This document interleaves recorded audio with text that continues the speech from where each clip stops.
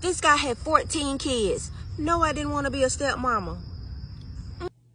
Hey y'all, hey, it's me, Sean J, better known as Miss J the Storyteller, and have I got a story to tell you.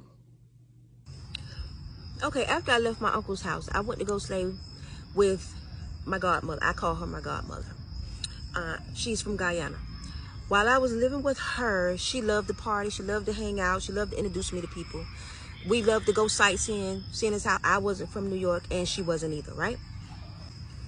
So one day we're outside sightseeing. I think we were like on 42nd Street. I'm not sure, but we were down there, you know, where the people sell the t-shirts and they got games going on in the streets, and you know, it's just a lot of activities somewhere in Manhattan, somewhere in the city. Not Manhattan, but like 125th Street, that area, 125th, Harlem. That's where we were. So we're walking and enjoying ourselves when this guy, very nice looking guy, I might say, very attractive, comes over to us and starts, you know, walking with us. And he's talking, how you doing, you know, and everything. And my godmother was flattered, you know, you could tell she was blushing and everything. So we walked around with the guy. He bought us stuff. He bought us I Love New York t-shirts, food, whatever we wanted, pretty much. He just paid for it. And my godmother was like, why are you doing all these things for us? You know, like, what do you want? And he said, is it okay if I'm nice? He says, I got it. If I got the money, I can afford it. What's the problem? She was like, oh, I like this one. I like this one. Talk to him, Shantae. You know, she talked funny. She's from Guyana. Talk to him, Sean. Talk to him, Sean. Talk to him, Sean. So I said, okay. So I talked to him. So, like I said, we were having a good time. He was paying for everything, and he was really, you know, really liking our company a lot.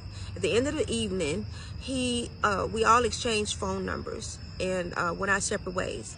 So a day or two had passed. And he starts to call. So he wanted to, you know, hook up. He wanted to see us again, both of us, or just me by myself. He would talk to her for a little while on the phone, and then he would get on the phone. Then she would bring me the phone, and she'd say, it's him.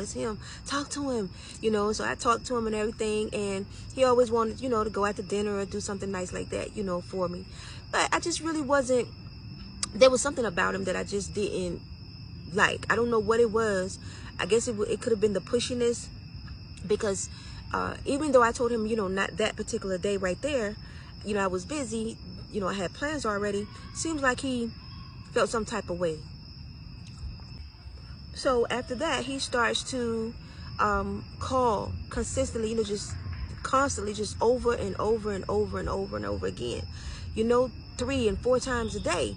And I'm like, no, you know, I don't like that. You know, don't just keep calling me after I tell you, you know, I'm busy, I'll call you, you know what I'm saying? Or I have something I have to do. So just, you know, just back off.